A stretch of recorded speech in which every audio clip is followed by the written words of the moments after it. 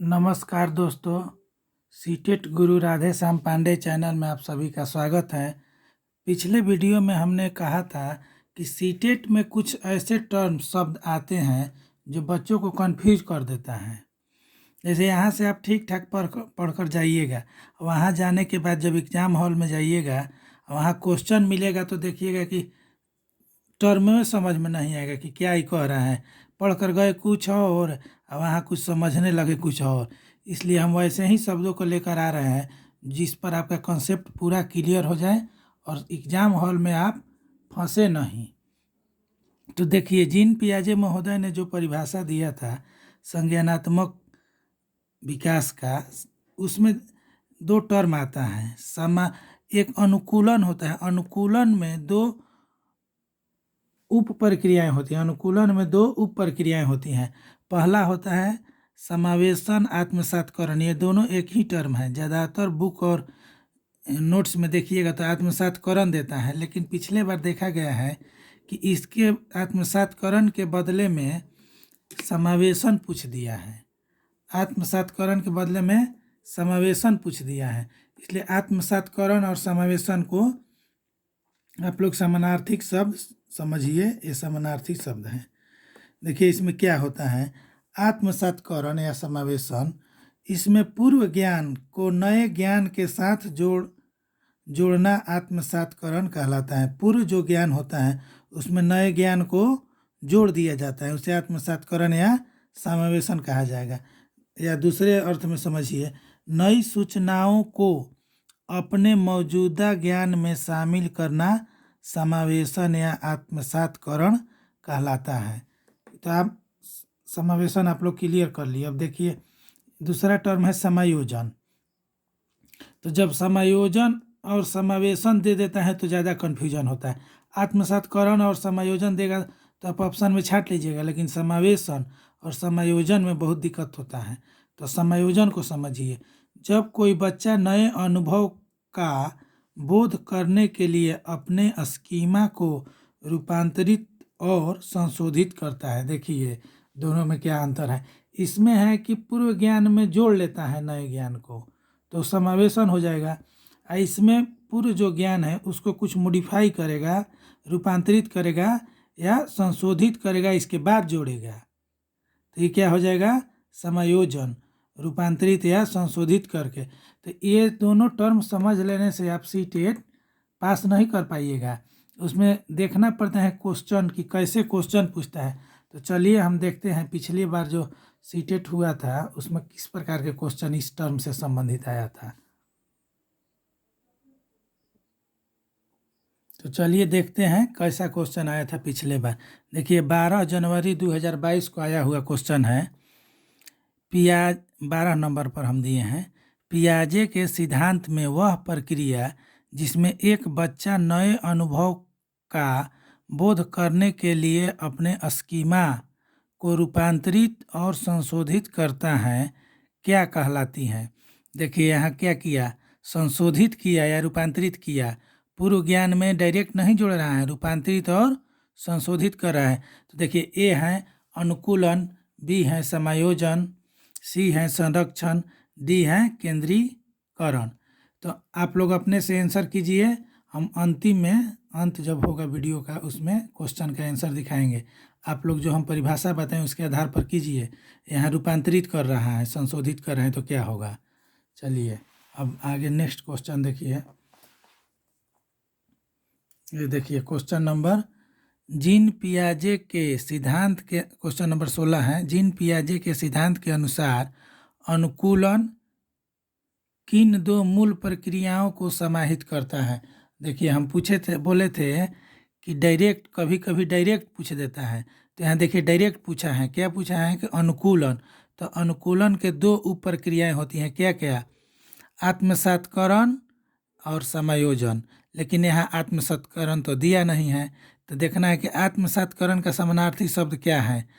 तो आप लोग को हम बताए थे कि आत्मसातकरण का समानार्थी शब्द समावेशन होता है। तो चलिए, ए है समायोजन एवं समावेशन, बी है संतुलीकरण एवं संगठन, सी है समायोजन एवं संतुलीकरण, डी है समावेशन एवं संगठन। आप लोग आंसर कीजिए तो क्या आंसर होगा।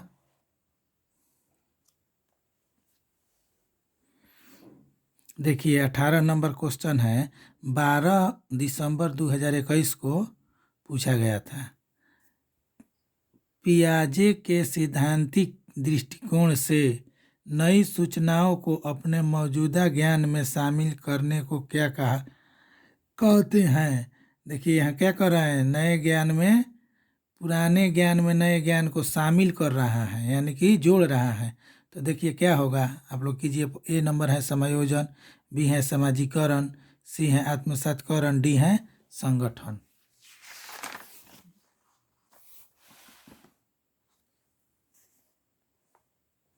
अब देखिए 22/12/2021 को पूछा गया था।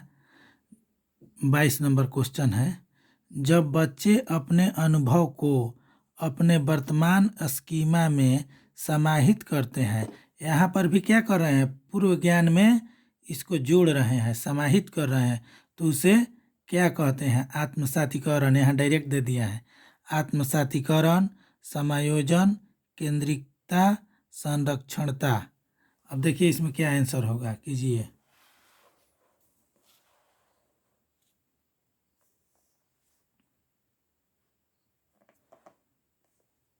ये 26 नंबर क्वेश्चन है, एक बच्चे ने यह मानसिक विचार बना लिया है कि सभी जीव जिनके पंख हैं और उड़ सकते हैं, ये 24/12 को पूछा गया क्वेश्चन है, उड़ सकते हैं वे पक्षी हैं। देखिए वो दिमाग में स्कीमा बना लिया है कि जिनका पंख होता है जो उड़ सकते हैं सभी पक्षी हैं। इसके बाद उसने एक चित्र पुस्तिका में एक चमगादड़ देखा, जिसे हम बदुरी कहते हैं चमगादड़ को।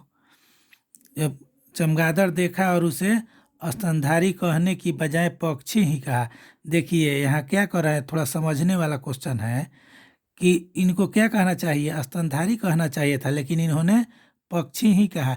यानी कि पूर्व ज्ञान में ही नए ज्ञान को उन्होंने क्या कर लिया, चित्र पुस्तिका का ज्ञान को जोड़ लिया, मॉडिफाई या रूपांतरित नहीं किया। अगर रूपांतरित कर देता तो दूसरा अर्थ हो जाता, लेकिन यहाँ रूपांतरित नहीं कर रहा है, पूर्व ज्ञान में ही उसको जोड़ लेता है। उसे स्तनधारी कहने के बजाय पक्षी ही कह देता है। इस स्थिति में ज्ञान निर्माण की इस प्रक्रिया को क्या कहते हैं। तो ए है समावेशन, बी है समायोजन, सी है क्रमबद्धता, डी है संरक्षण। चलिए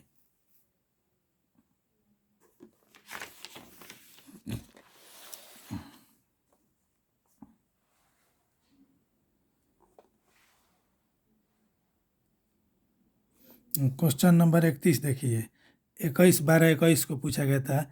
जीन पियाजे के सिद्धांत में वर्तमान स्कीमा द्वारा परिवेश को समझ पाने की, देखिए जीन पियाजे के सिद्धांत में स्कीमा द्वारा परिवेश को समझ पाने की असमर्थता के कारण एक नए स्कीमा की रचना क्या कहलाती है। देखिए यहाँ क्या कर रहा है कि जो पहले से स्कीमा है उसके अनुसार वो नहीं समझ पा रहा है, तो ये अपने स्कीमा को रूपांतरित करके, इसमें छुपा हुआ है, रूपांतरित करके नए स्कीमा बनाता है। तो क्या होगा, ए है समायोजन, बी है आत्मसातीकरण, सी है अनुकूलन, डी है संगठन। देखिए एक क्वेश्चन छूट गया था, एक क्वेश्चन देखिए यहाँ पर 27 नंबर छूट गया था। 27 नंबर क्वेश्चन भी इसी से संबंधित है। ये समायोजन घटित होता है जब 27/12/21 को ये पूछा गया था। एक बच्चे अपने अनुभव को वर्तमान स्कीमाओं में परिवर्तन करके नए अनुभवों के अभिप्राय को समझता है। बच्चे अपने वर्तमान स्कीमाओं में परिवर्तन करके नए अनुभवों के अभिप्रायों को समझते हैं। देखिए दोनों थोड़ा थोड़ा अंतर है। सी है बच्चे अपने स्कीमाओं को असंबद्ध खंडों में बांट देते हैं। डी है बच्चे अपने मूर्त अनुभवों की जगह अमूर्त विषयों पर ध्यान केंद्रित करते हैं। चलिए 27 नंबर का आप लोग आंसर कीजिए। इसके बाद हम देखिए आंसर बता रहे हैं।